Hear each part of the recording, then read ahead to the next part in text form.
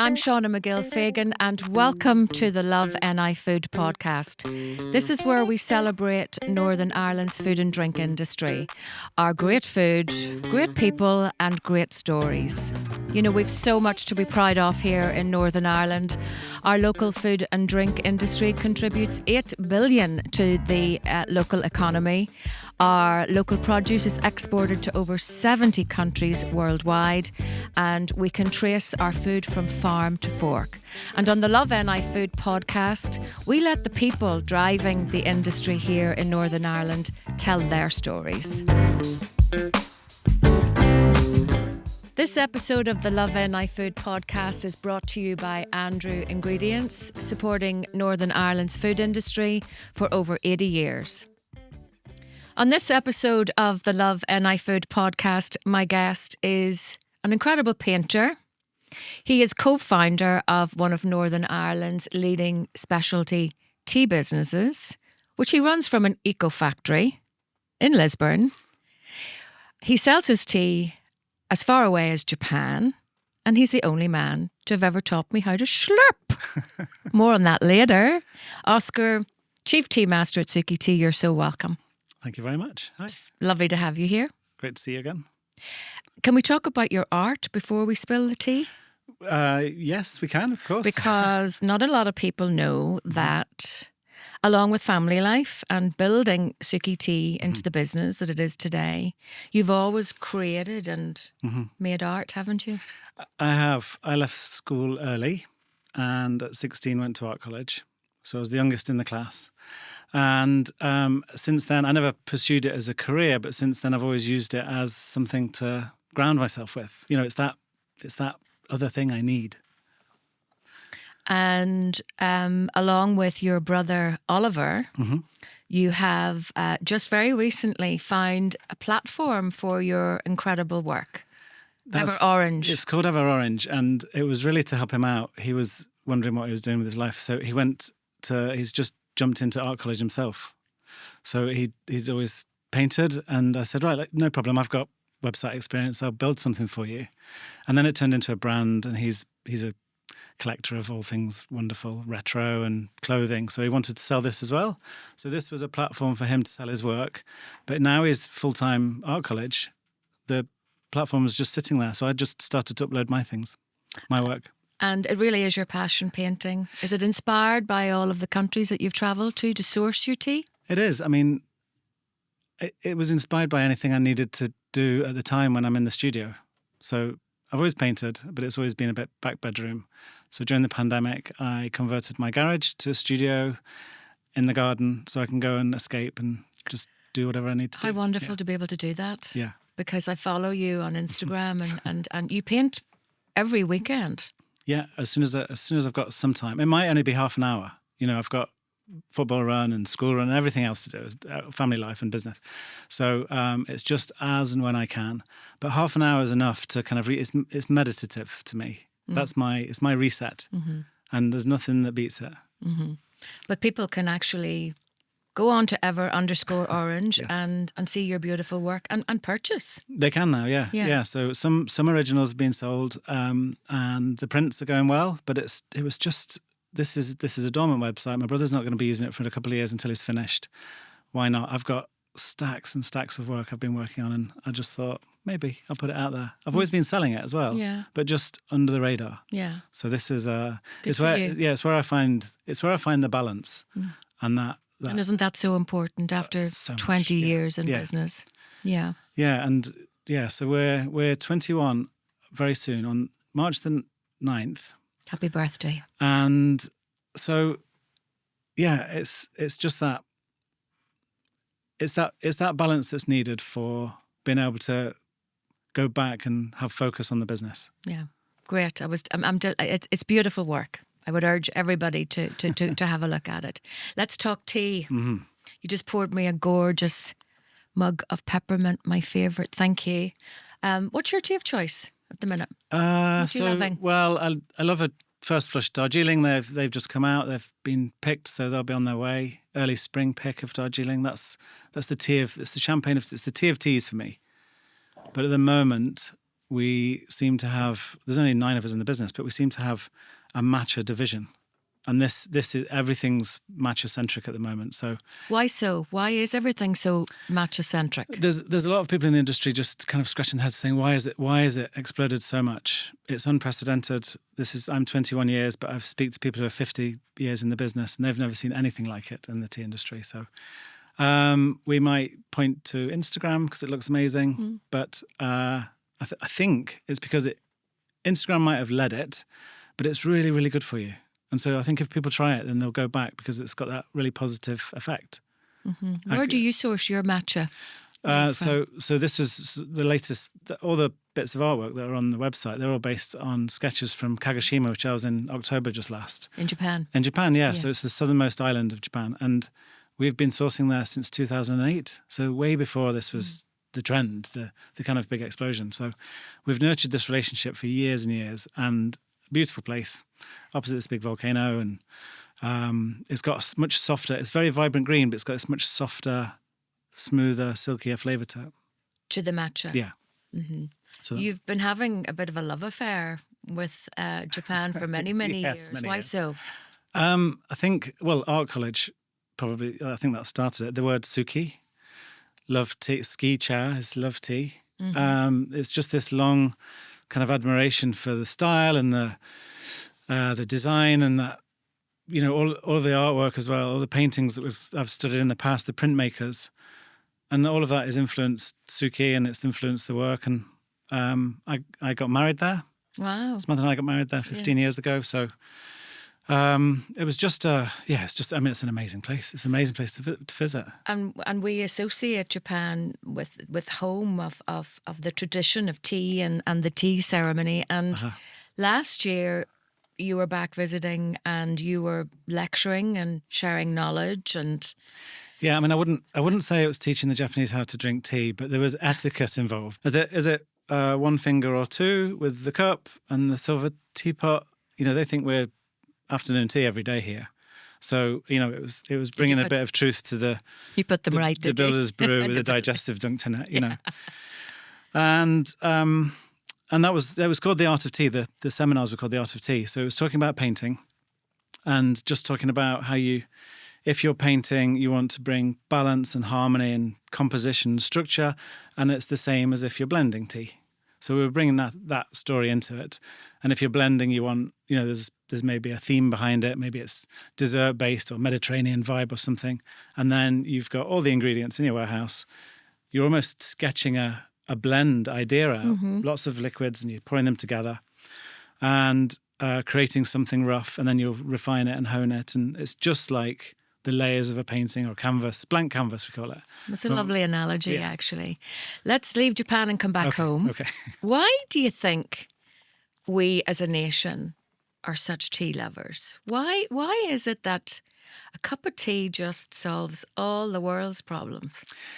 I'll get geeky about it. Go on then. Well, I think it's really comforting. I think it's lovely. There is something very comforting about just having that tea. And I moved here and discovered different kind of tea. I grew up in Middle England. It was Nottingham. It was Tetley and PG Tips, and then came here. It's Punjana and Nambari, and it's got that lovely Assam element to it. But wherever people are from around the world, tea is this lovely connector.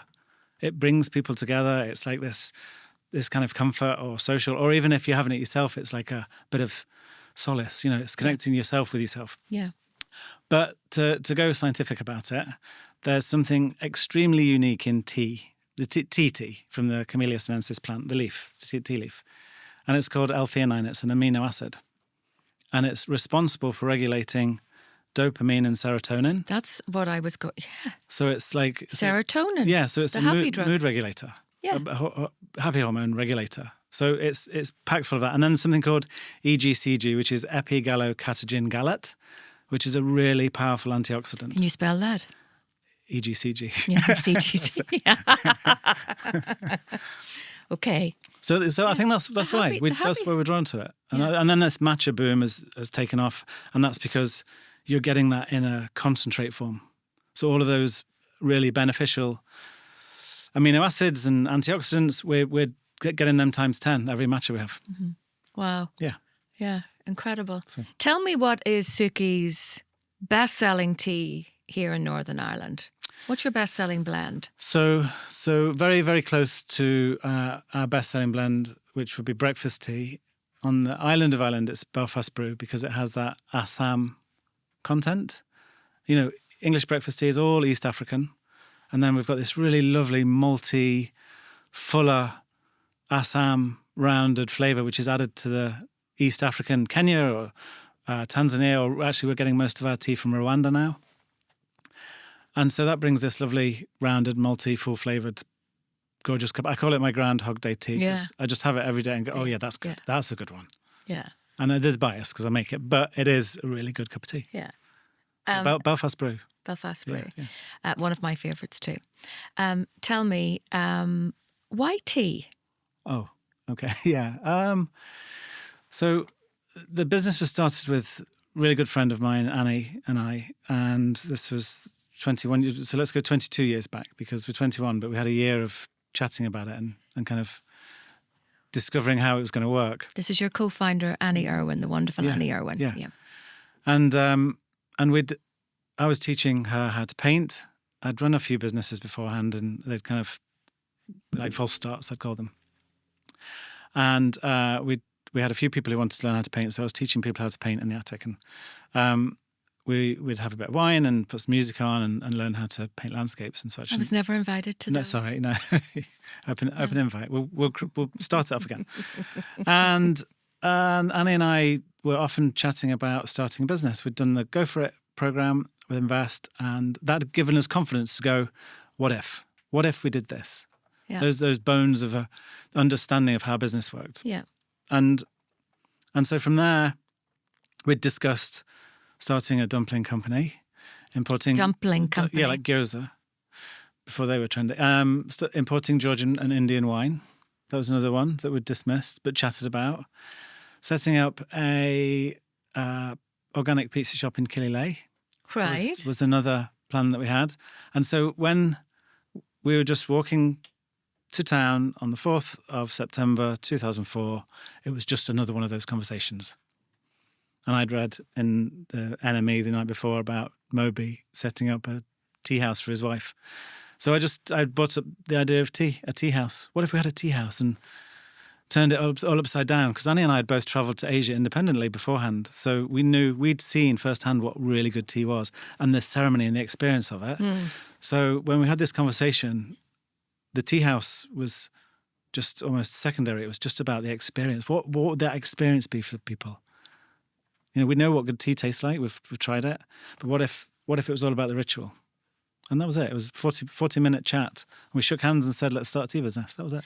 And that would have been challenging the coffee culture that was really just kicking off in Belfast. So it was kind of, well, let's do something different, but risky. Yeah. And it was one of those kind of, we don't know much about business. We don't know much about tea, apart from we like it. But we're all in. Let's go it. It's just like attitude, and I knew I could come up with a brand quite quickly, and all of that journey was ahead of us. We could visualize it apart from where it was going to go. But isn't attitude everything when you're starting something like that? Yeah, and flexibility. This was going to be one tea house in town, or Lisbon Road, or somewhere, And it was very quickly pivoted because. You've got to be flexible in the early stages to be able to go, actually, what if this? Mm-hmm. The journey, the mission was tea, but it didn't matter how we got there. You hadn't got to the stage of leasing premises to open No. I had a garage full of old chairs that I was doing up to put in the cafe. Repainting. Yeah. Upcycling. Upcycling, yeah. But it was and the rough ideas of what the feel was going to be like inside. But we hadn't got there. And then we needed cash, so we were selling on St. George's Market. Lovely Jim from Coffee Yard in Hollywood came to us and said, we've just opened this new place. Any chance we could take your tea? And that's how it started. That changed everything. From the rickety stall in St. George's Market. How many teas did you have? 16 teas, hand-stamped, pen and ink, illustration on the back. Which you had done by hand. All every night. Yeah. Until we got out on a Saturday and sold it. And that gave us, but that one conversation with Jim who said, look, there's there's hundreds of cafes, if not thousands of cafes out there who are starting on the coffee journey, doing really well with that. But where's the tea support for it? So we said, fine, okay, well, we've worked on, it's only 2 years work. We'll put that business plan on the shelf and we will then start selling to you and see how that goes. Everybody was looking to Jim because Coffee Odd's an amazing establishment. Yeah. So we didn't even lift the phone. And all of a sudden we had 30, 50, 60 customers just from one short conversation in St. George's Market, and the ability to go, it's okay, we'll take this path instead. And where were they? These first 30 customers? All over Northern Ireland. So Dean's took us on, and it was small independents generally, and then some from far afield. But this was food service at that point? This was food service, and then we were selling on Sawyer's picked us up. Sawyer's, yeah. Sawyer's Deli. So we've got Michael Dean and Kieran and Jim from Coffee Yard. Kind of almost, they backed us really. They took us on. They gave us a chance to sell their product, and then from there was kind of history. We got a distributor on board in 2008 in Glasgow. Matthew Algie. Yeah, and they took us to Matthew Algie being a Glaswegian wholesaler of tea and coffee. Yeah, but their history is actually a 165-year tea company. They used to bring the clippers in to Glasgow. Okay. And then they changed their focus. They were just solely looking at coffee. And so they said, right, let's take you on as a brand. So you see them, they come and visit your stand at a trade show? Or yes, how does that we had a trade show in Dublin, and it was in the RDS.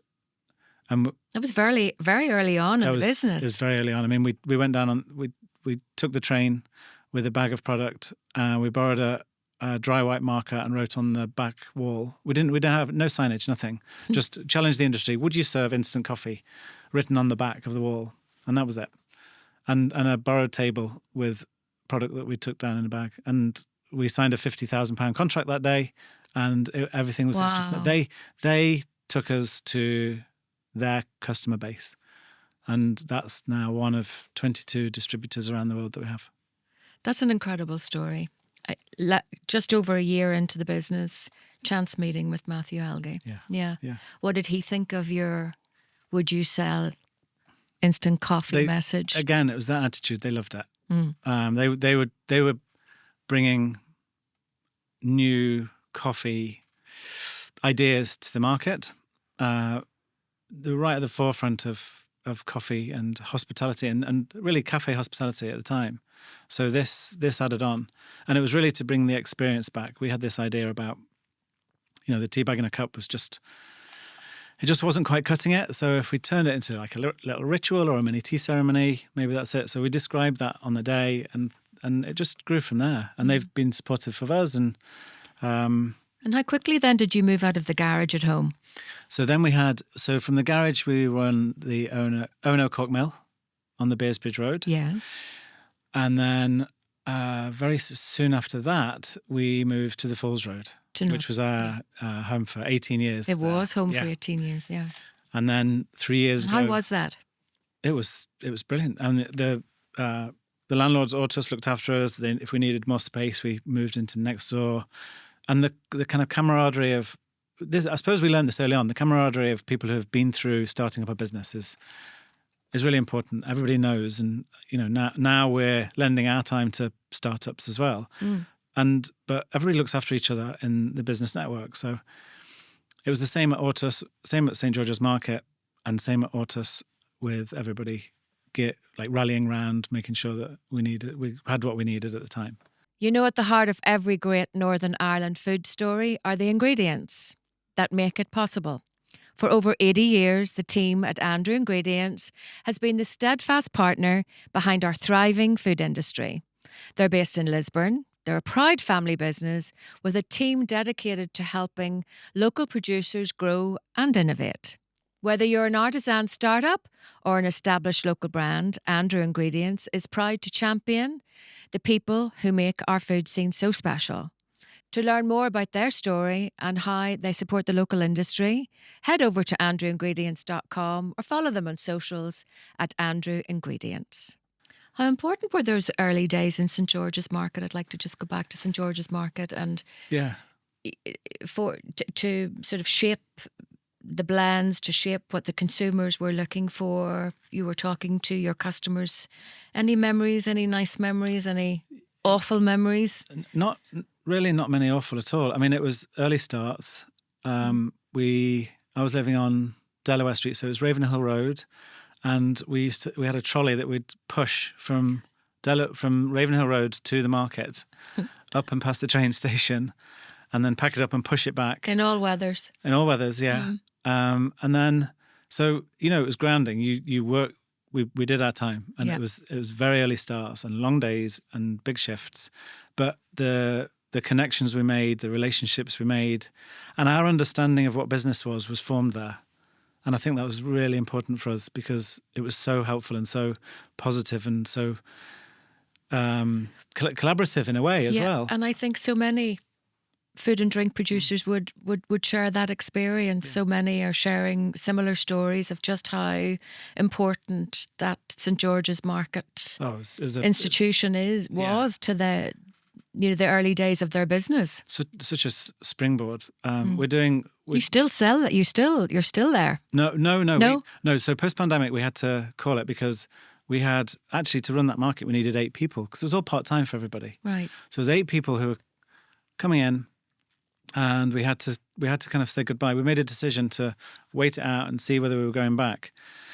But we'll do big shows like Love Your Home and those big, kind of big consumer shows, because we still need to introduce new blends and get that. But the importance of St. George's early on was the instant feedback we had with our regulars. Because if we had a new blend, we'd say, "This is try it. This is our new Mango Tango we've just designed. What do you think?" Mango Tango. And so they would give us brutal and sometimes very honest feedback, and we'd listen to them and maybe tweak it and change it. And how do you come up with a blend? How do you create a blend? What inspires that? It's so much fun. Like it's the. So it's all the fun that you have in the Suki lab. Yeah, it's like playing around in the kitchen at home. You've got all the ingredients, and you're going for it, and you can have complete freedom to do what you want. Sometimes it'll be a request. So the latest one we've designed was for Hillsborough Castle and Gardens, and they're famous for pineapples. So we took a twist on an Earl Grey. Why are they famous for pineapples? They have an old pineapple house. Oh, so it was that. I think it was maybe a show of wealth. There was something about the pineapple being this fancy thing. So we took pineapples being fancy in the past to what we know as a pineapple fancy. The small cake. Yeah, the small cake, yeah. So we designed a tea based on a pineapple fancy. Oh. It's liquid that. It's so nice. But you can only buy it there. Yeah. And that was about 3 weeks work. Sometimes it takes about 6 months to develop a new flavour. You've got to get it right. It's going to go big on scale. But you sketch it out to start with in small amounts, taste it within our team. We've got valued tasters around. We might send something to somebody. They'll come back with feedback and we'll grow it. But the inspiration can come from a customer or just us seeing trends, thinking what's next. Yuzu's big. We don't have anything with yuzu in it. We're playing around with that at the moment. Maybe a matcha yuzu blend, something. But right now, at the moment, actually, the blends, because we've got 50 blends. Suki has 50. It's got so many different varieties. You've got the black teas and the black flavoured teas, the green flavoured teas, and all the herbal infusions and fruit tisanes. But now it's really about recipe. So cafes want recipes to say, we're doing this slightly different. Bespoke almost. Especially for matcha. And you've got the bars wanting to make matcha cocktails. We're working with Liquid Minds, local company, Jack and Emily. So inspirational people. So cool, aren't they? Yeah. So much. And they just bring the energy and that wonderful flavour creativity. So, we're always learning. Yeah. And so innovation and learning is at the heart still of the business 20 years in, isn't it? It is, yeah. And we've got to, we're all curious foodies in the business. So it's that we can't just switch that off. It's inbuilt. And if somebody comes into the business who doesn't have it, it will be inbuilt soon for them because it's just all we talk about all day, every day. Tea. It's our nature. The value, flavour, tea and flavour, yeah. Food and drink. And did you see that new place that opened? Have you seen they've changed the menu? You know, that's just the general conversation in Suki every day. Yeah. That's so cool, isn't it? Must be cool to come to work in the Eco Factory. It's a lovely bunch of people. And although Annie and I started it, it really is down to them. They've made it. They have autonomy to make decisions on a daily basis. Do you still refer to them as your tea aficionados? Yes, absolutely. Yeah. How many tea aficionados have you now? So 10? It's 10 altogether. Yeah. So nine with one student who rolls. Yeah. We always have one student. I wanted to ask you who came up with the name Suki. Where did that come from? It's an ancient term, Japanese term for tea master. There's an old language in Japan, and there's reference to tea master within that. But the modern ski cha is I love tea, or I like tea, or I enjoy tea. It can mean all of those things. But we didn't know that when we started the business. Right. Actually, we named it from Polly put the kettle on, Suki take it off again. The nursery rhyme. And it was but this was 24 hours before we were going to sign the business up. You decided on the name. Yeah. And for 6 months prior, we had designs made. It was going to be called Leaf. All of the design was made. I've found the old sketchbook of all the old names, and it's lovely to see. But Polly's tea was there. Okay. But Suki wasn't. And then it was just a bit of an inspiration. It hit me on Sunday night, and then Monday afternoon we were registering the business formally. And I phoned Annie up and said, "Look, I've got this other plan. I'm sorry, it's last minute." And she said, "It's okay. We'll just go with it. It's fine.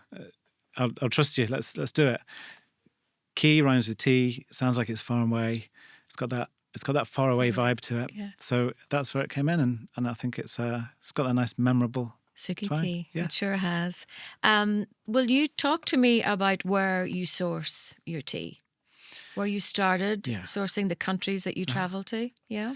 The source trips. They're reasonably expensive, so we don't do it all the time. But if we get to a certain volume, then the plan is to go out and assess the garden. You know, fair trade assess their garden. You get reports, and we work with brokers who have been in the industry for years. So there's a lot of trust within our network. And the first time I ever went to go and source was some tea that we were buying from Morocco, but it ended up just with an argument in the car park for somebody trying to win the taxi drive. And I just ended up in the middle of nowhere in the foothills of the Atlas Mountains drinking Moroccan mint tea with some people who were just scratching their head going, "Who is this guy?" but things have got what a story. Way better since then. And it's really important to have those relationships. So it was Tanzania, but it's now Rwanda and Assam and Darjeeling. These gardens where majority of the leaf tea that comes into the warehouse is from gardens that we've worked with for years, and we know them. We know the managers might rotate around, but we've met them in other gardens. So we can turn up and it could be a different manager, but we might know him from somewhere else. Mm-hmm. So long-term relationships, trusted supply, and what's been the most exciting country you've visited to source tea, and why? I mean, I do love going to Japan, and I'm away again this year, and that's two-way. But very early on, I think the first proper memorable experience was the first ever time we went, and it was 2009. So we were only a few years in. We went in the same year. We went to Tanzania and we went to Assam. And today I remember it because on the wall of our warehouse I have a paper rubbing from the brass plaque on the side of these machines because we can't get hold of the actual brass plaque. But when we first went to this garden in Tanzania, the drying machine had Samuel Davidson and Co. made in Belfast stamped on the side. That was in March, and then later in the year we ended up in November. We were in Assam, so we were in Tanzania to start with, then Assam, and my jaw dropped, and I shouted over to Annie, "You never guess what!" And these are the two machines from the two origins that make Belfast Brew. ingredient. So this lovely full circle. It is a lovely full story. circle, but explain to our listeners the lovely link that Belfast and the history that Belfast has with tea, and that link to Samuel Davidson and Scirocco Works. Yeah. So and what he actually did. Yeah. So I mean, tea was it was in a lockbox. The maid had the key round the neck because it was pricier than gold. It was it was for the elites. And way back in the 1800s? Yeah. So, and then Samuel Davidson, they invented the air conditioner. Yeah. And then from that, adapted that to tea drying machines. And there's a diary of him travelling through Assam. It's because his father, Samuel Davidson's father, owned a tea plantation in Assam. Yeah. So which I didn't. Yeah. Yeah, and there's been a really big study on the importance of that machine and how that revolutionized the industry, because it meant that tea could be dried more efficiently and compressed, and then more could travel. So it really brought the price down. So it became something that was that maid's lockbox and the elite product where everybody was having it in afternoon tea to something that was a bit more everyday. And it what an changed incredible full circle moment, as you say. Yeah. And that was it. So Scirocco Works made those machines, and there was a guy called Mr. Mills. Here in Belfast. Here in Belfast, yeah. Just you see the old Scirocco sign still up, just on the river. And there was the old Scirocco boys used to meet. I never met them, but I spoke to Mr. Mills on the phone, and he installed one of the machines that was made. He installed it in 1952, and it's still standing today. Where? And it still makes, this one was in Tanzania. In Tanzania. And this still makes orthodox tea as it always has done. What's the worst tasting tea you've ever tasted? It was actually in Belfast. And I wasn't expecting that. No, and it was at the old Stena Line. It was at the old port. And there was a vending machine. And it was 20p, and it produced a dishwatery type vending tea in a polystyrene cup. And there was almost like a static, weird charge to it. That, by far, is the worst I've had. It was just in a vending machine. But I'm sure down at Stena Line, their tea vending machine has improved immensely, and the quality of the tea has improved immensely. I think it was even independent from them. I think it was just in a bush shelter somewhere on the side. Yeah. It was like a random pop-up. But yeah, I mean, that's the most unusual then was in Darjeeling, which was, it was from a tea brick, and it was made with yak's butter. Yak's butter and a tea brick. It was crushed down. Will you explain what yak's butter is? It's butter from yaks. Oh, from yaks. Yeah. So that's it. And I didn't expect it. It was this thick, soupy. And what was the flavour? Really salty, salty, fishy. buttery tea. Yeah. It was unusual. I think it was just because I didn't understand what I was being given. So talk to me about moving from the Falls Road out to the stunning state-of-the-art Eco Factory.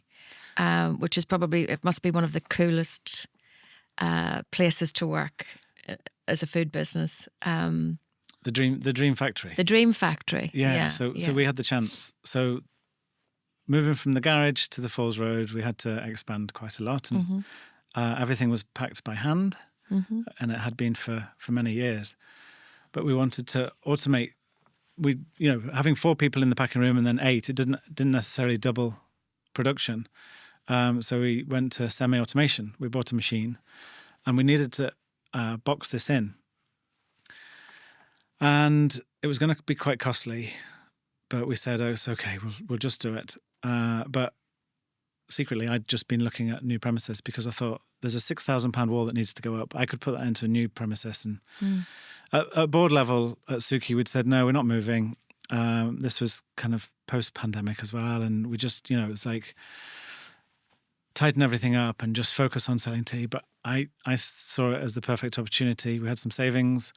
It was a little less busy. We could build the perfect dream tea factory. Yeah. And then I stumbled across a place in Lisbon, just off Ballinderry Road there, that had amazing height, and it would be the next 20 years for us. And of course, sustainability is at the heart of it, isn't it? Yeah, so we could design it however we wanted. It was just a steel frame at that point. So we researched if we could get alternative electricity. So we've got wind electricity coming in, and we've covered the ceiling and the roof in solar panels as well. So this eco-factory design is, we're getting money back from the grid now. It's amazing. But the main benefit of this, production's better as well. Mm-hmm. But there's only 9 of us, and we were in 3 factories before, 3 units. Mm-hmm. So everybody's sitting around the same table now, and that just brings cohesion. And it's so. I mean, we were just physically apart before, so we're all sitting around the same table, and it is a joy. It's a joy to go into work every day. I still love it. You're lucky. Tell me, you're the first tea company in Northern Ireland to be awarded the B Corp certification, which is very significant. Why was that important to you and Annie? And tell us about B Corp and what that means. So it was something that popped up a while back. We saw it on brands, and we were curious about it. I had 32 jobs before I started Suki. Wow.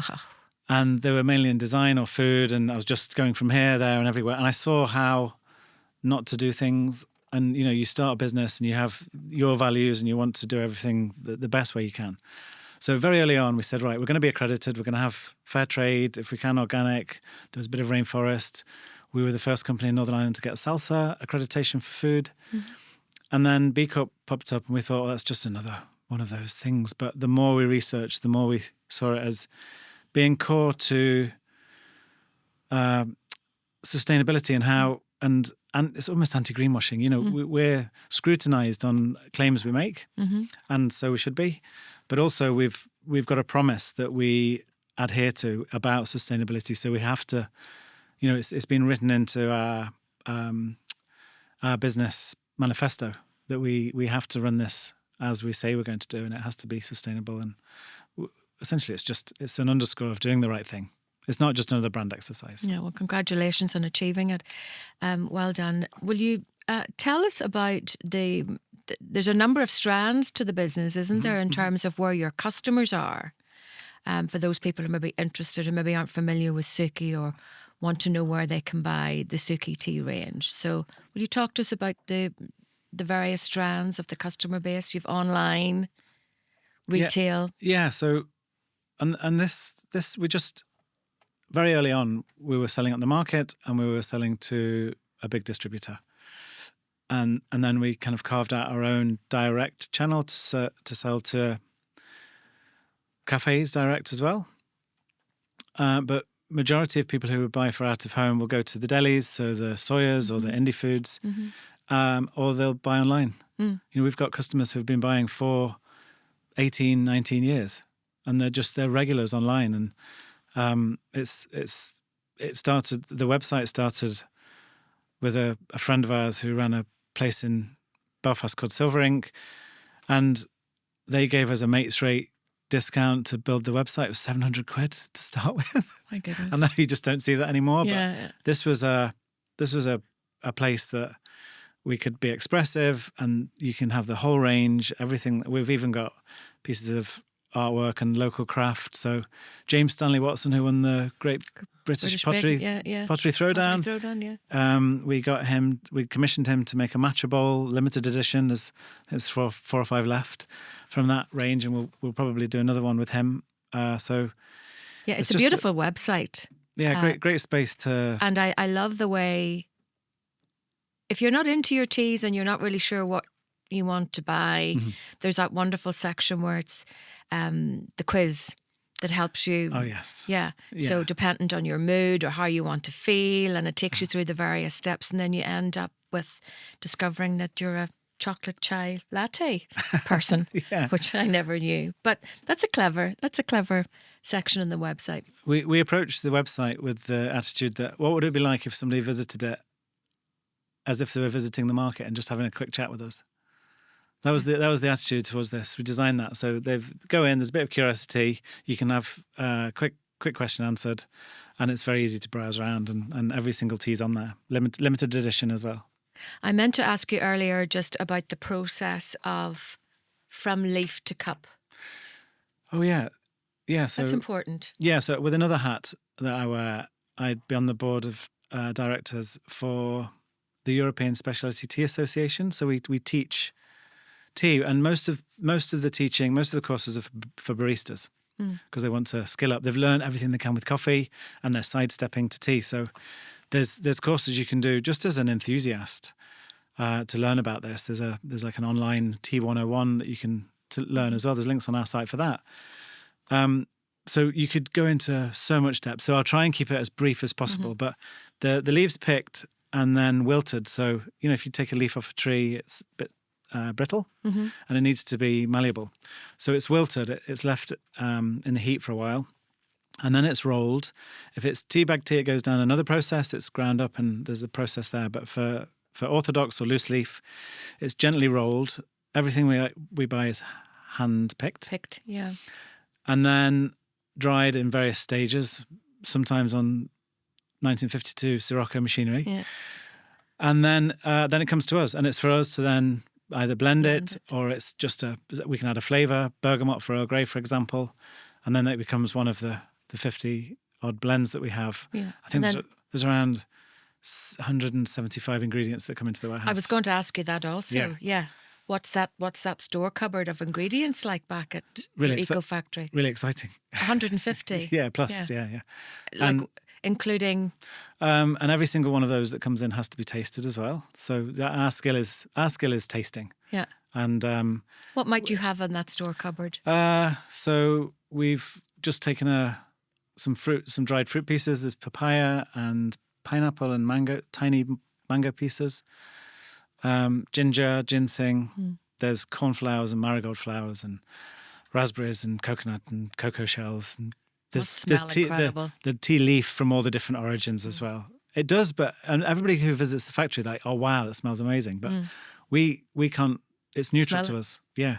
So I can smell people's perfume if they're in, or if there's a new ingredient, that's like a ribbon of new flavour that I can smell out. But otherwise, it's our normal. Is there such a thing as a sommelier for tea? Oh yes. Yeah? Tea sommelier or tea barista. And where do those guys hang out? They're top hotels. They're baristas. Yeah. They're baristas. Yeah. So you'd have some specialists in the hotels. They'll have their sommelier course just as they would wine. They'll have a tea sommelier certificate. Again, Suki teaches this. This is something that we run. And all across the UK and Ireland, and actually all across Europe, you can take these courses. Did you notice that I have my 10-year-old Suki teapot with me? I think it's earlier than that. I think this is one of the originals. This is the OG Suki teapot. The OG. Yeah, you can tell by the spout. There's been a few different iterations. This has become the original. Very synonymous with the brand, hasn't it? Yeah, I mean, how did you come up with this idea? Well, it's by a brand called For Life, but people are buying this and now selling it as the Suki teapot. It's just become the Suki teapot. Not by design, but just by that's how it's gone. It's so iconic for the serve, and I think it's because we brought it to the market as the experience. This is not just tea. This is tea that's being enjoyed this way, and the tray and that mini tea ceremony. So it was all associated with the brand, and then. Yeah, I mean, it was Suki Tea to start with. It's now just Suki because it's what it's known as. The company. Yeah. It's known now as just a Suki. Synonymous. Mm-hmm. Wow. Do you have the slurping spoon, the tasting spoon? Always. Yeah? Always. You have it with you today? Yes. Shall we do a little bit of slurping? We can do some slurping. Tell our listeners what the slurping is all about. Okay, we did this about... I'm going to say about 6 or 7 years ago when I was doing some Meet the Producer work. Yeah. But I learned this. So pre-set Suki setup, this must have been 2004 when we were doing some research. I was given this by a tea company and the owner of a tea company at the time. And I've kept it ever since. So this is 22 years old, this spoon. How many air miles has this spoon done, roughly? It's tens of thousands because it's been to Japan 6 times already. And then all around, and every trip that we take around Europe, new customers, new distributors. I lost it in Greece once, and I lost it in Japan once, but it seems to come back to me. I still have it. It tastes 200 teas a week. Wow. But like a chef at the pass, you have to. Yeah. It's that quality check. Yeah. Every ingredient in, every blend that we make out as well. And this is what we call slurping. This is what we call slurping. Okay, I have my spoon here. It is 125 miles an hour on the back of your palate. That's what you're aiming for.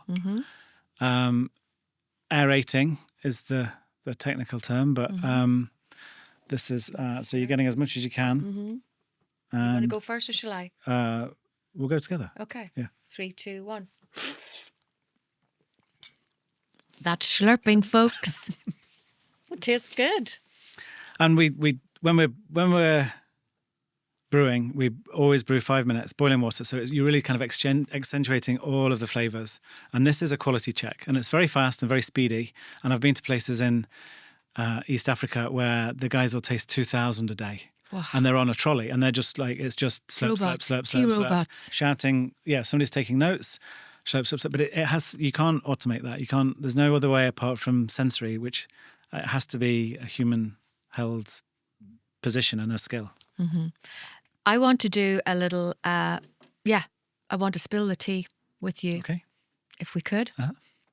A little spill the tea quiz. Okay? Mr. Tea aficionado of Suki Tea. Oscar, give me the name of a tea for stress buster. Stress buster would be an Ayurvedic blend or a chamomile. What about a tea for energy? Definitely matcha. Tea for sleep? Rooibos with chamomile mix. You could have a blend of those two. What about a tea just for fun? Pink grapefruit or apple loves mint. Apple loves mint, another one of my favourites. Yeah, this is quite iconic. Yeah. Sharp citrus, playful apple to start with, papaya sweetness, and then that lovely clean mint and rose afterwards. It's a playful blend.